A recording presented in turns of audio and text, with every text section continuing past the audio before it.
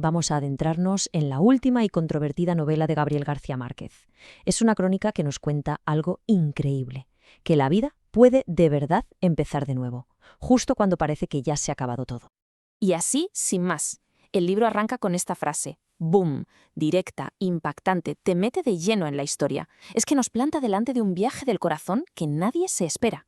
Porque al final es eso, ¿no? La confesión de un hombre que a punto de cumplir 90 años decide hacer algo que jamás se había atrevido a hacer.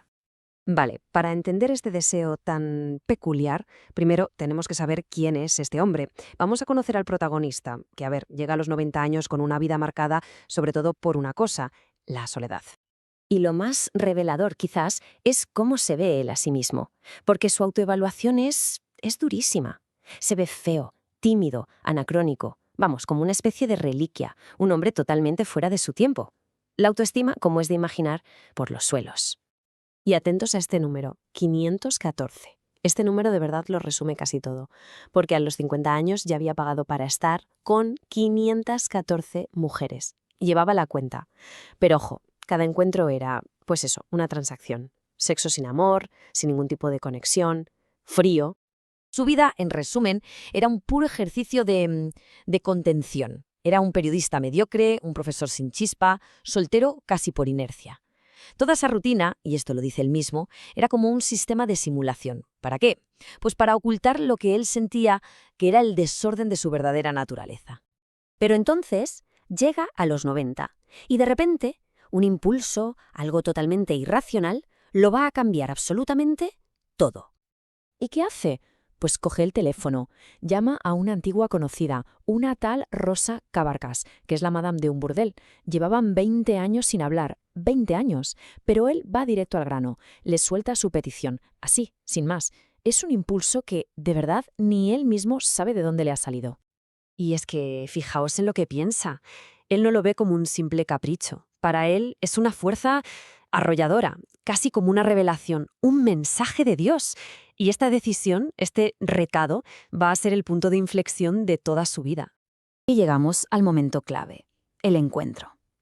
Lo que en teoría iba a ser una noche de amor loco, como él decía, se transforma en algo completamente diferente. Aquí viene el gran giro de la historia.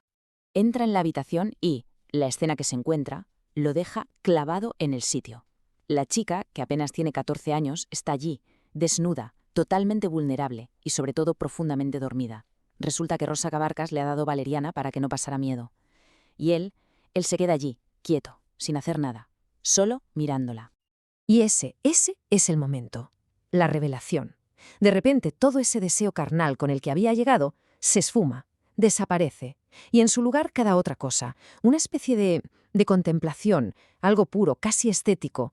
Es la primera vez en su vida que ve a una mujer sin la presión del deseo. Y esta transformación no es cosa de un día. Se va viendo en sus visitas, semana tras semana. Lo que empezó casi como un acto de voyerismo se va convirtiendo en pura devoción. Vuelve cada semana, pero ya no para poseerla. Vuelve para cuidarla mientras duerme. Le canta, le lee cuentos. Y sin siquiera darse cuenta pasa lo impensable. Se enamora. Se enamora perdidamente de una chica a la que jamás ha visto despierta. Y a este nuevo sentimiento, a esta chica, él le pone un nombre, Delgadina. ¿Y Delgadina? Delgadina lo va a revolucionar todo.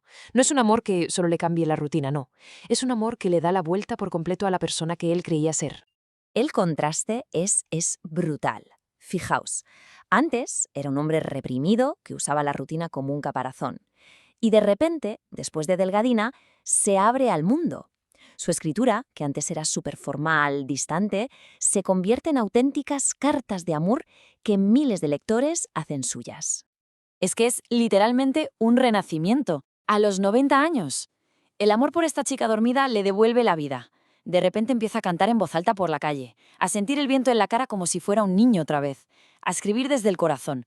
Y al final lo admite, se lo admite a sí mismo. Está loco, completamente loco de amor.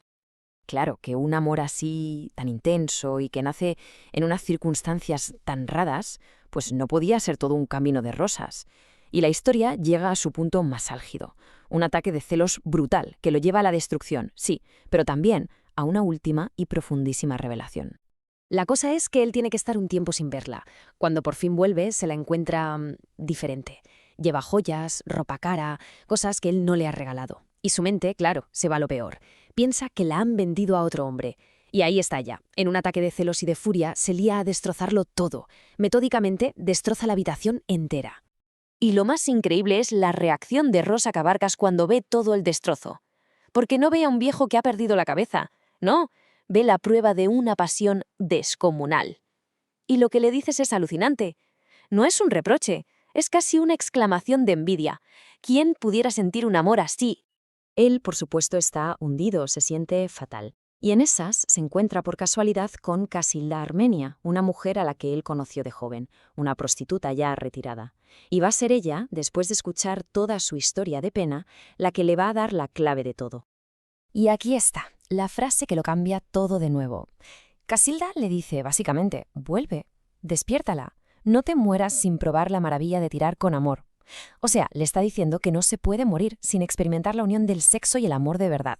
Algo que él, a pesar de sus 514 mujeres, jamás ha conocido. Y esas palabras le dan paz. Por fin lo entiende. Entiende que lo que sintió era real. Que fue amor, sí, en su forma más rara y pura, pero amor al fin y al cabo. Y que esa experiencia, aunque haya llegado tan tarde y de una forma tan extraña, es lo que le ha dado sentido a toda su vida, como encontrar un tesoro justo al final del camino. Y la novela nos deja con esa pregunta en el aire, ¿no? El viaje de este hombre, al final, nos obliga a pensar, a cuestionarnos nuestras ideas sobre la edad, sobre el amor, sobre las segundas oportunidades. Porque lo que nos demuestra es que el corazón no entiende de calendarios y que a lo mejor, nunca es demasiado tarde para sentir de verdad por primera vez.